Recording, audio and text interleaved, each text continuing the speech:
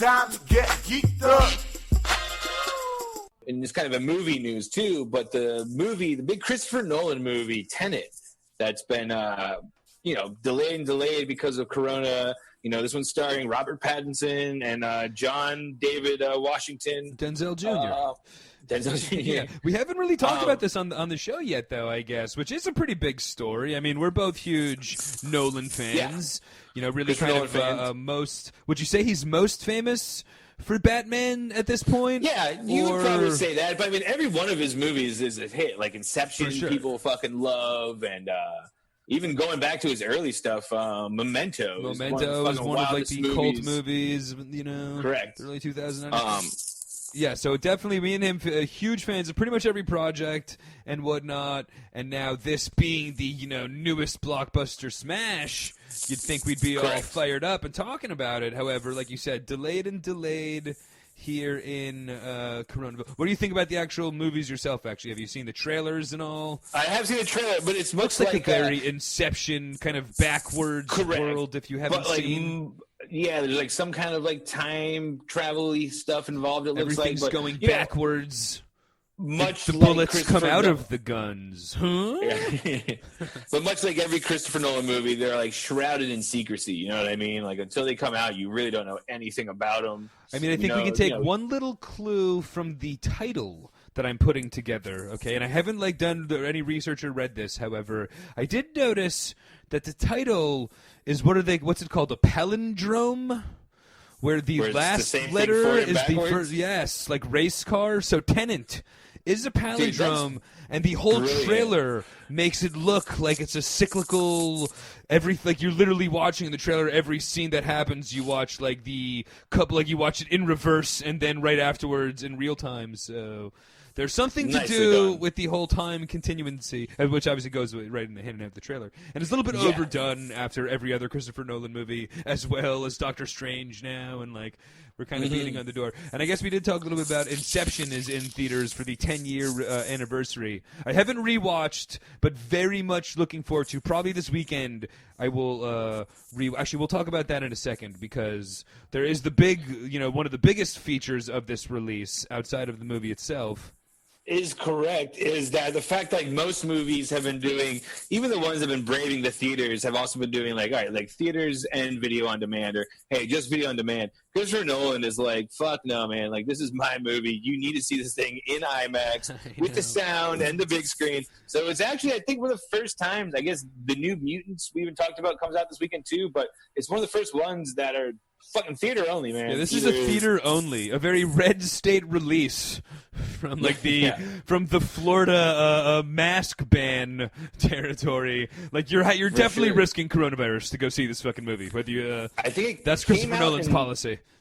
I think it came out in London over the weekend, and there's video of Tom Cruise was posting himself on social media going to check this thing out in the theaters and urging everybody to go back to the theaters. It's time to support theaters again. I mean, how do Scientologists feel about coronavirus? In all honesty, I guess I'm sure they don't believe in it. I would love to make fun of Tom Cruise for the next half hour. However, it is kind of cool to see major stars supporting these arts to help. I'm not trying to even give my feelings of if they should be coming back. Especially in London, I've got no idea if they're ready or whatnot. However, it is cool to see, Tom Cruise supporting, people going to the movies as somebody that hopes that all the movie theaters don't shut down. What a ploy, though, to get into the next Christopher Nolan movie.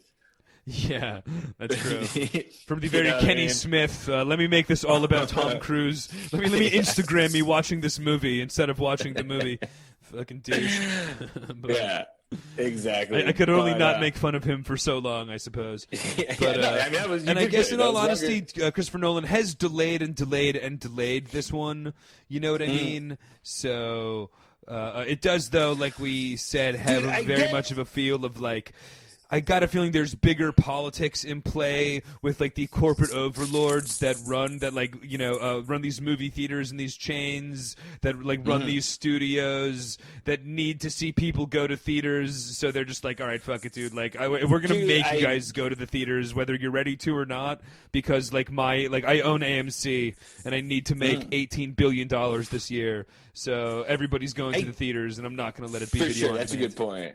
Because I would say, too, like, I think that there's enough Christopher Nolan fans out there that enough people would go to the theaters. I would even say, like, okay, fine, this weekend theaters only, but, like, next Friday release it on video on demand. You know what I mean? Like, but I mean, like, where does this leave me and you that are big New York, that are big Christopher Nolan fans, however, live in New York City, that it hasn't been approved, and it's like, so what? Correct. We're gonna be shit out of luck until this fucking, you know what I mean? Like, when am I gonna get the chance to watch this? Put it on demand also. You know what I mean? Exactly. I mean, it makes sense for the studio to do it too. You know how much money they're gonna lose on a fucking theater-only release? Yeah, it's fucking. And for people like myself, I probably wouldn't go to the theater just yet. For me personally, if it was approved in New York, you know what I mean? Like, if they said you were allowed to, for me personally, I still probably wouldn't go right away. However, it's not even like that. You know what I mean? They're just losing the people like me that would maybe sit it out. We don't even have the chance. So it's just like they're releasing this thing to, I think it was only 100 of the 600 AMC theaters across the country, like we talked about last month at least, or last week or whatever.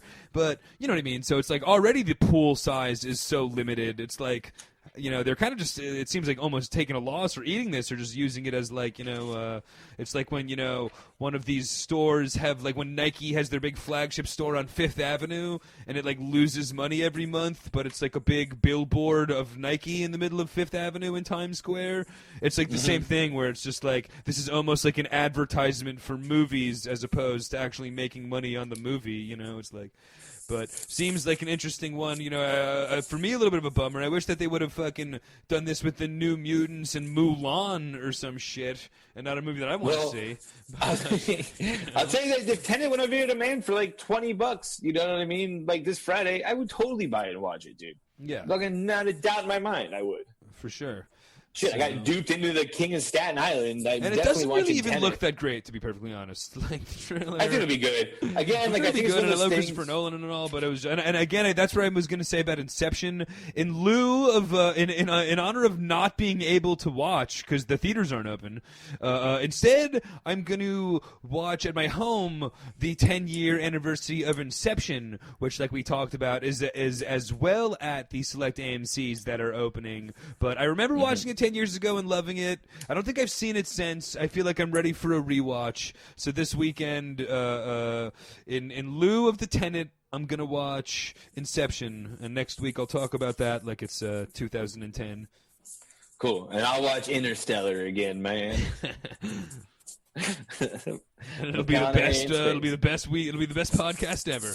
But I'll tell you what, man, for even like, and just talking about as Christopher Nolan fans, even a movie like Interstellar, which is definitely the bottom of my list of Christopher Nolan movies, either that or the third Batman movie, The Dark Knight Rises.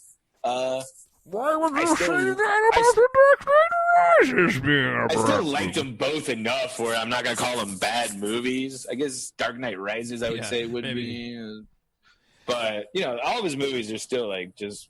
Yeah, he's a good director. What do you want? Yeah, what do you want from us? And I mean, honestly, definitely just taking it really up a notch with the Batman trilogy, just in terms of, like, now he's like an iconic director after one of the most successful franchises ever, you know what I mean? Like, he's got a lot more heat on him than just the cult memento following, but... For sure, for sure. Ooh, baby, it's time to get geeked up.